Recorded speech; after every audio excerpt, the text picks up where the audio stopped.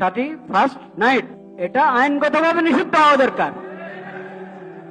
প্রত্যেক শ্রেণীর মানুষের ক্ষতি এখন যুবকরা চায়, শুধু এই জন্য আমরা এটাকে বৈধ করে দিব?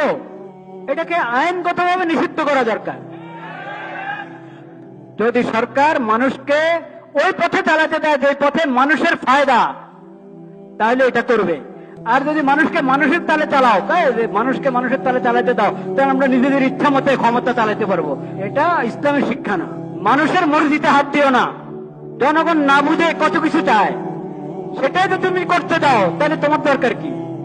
সরকারের দরকার হলো যেটাতে জনগণের ফায়দা।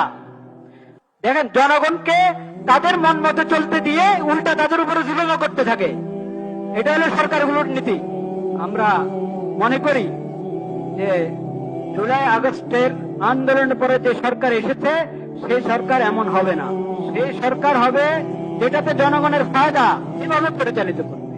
সেই ফায়দা কোত্থেকে পাবে বলেন? নবী করিম সাল্লাল্লাহু আলাইহি ওয়াসাল্লামের সিরতের মধ্যে কি করবে?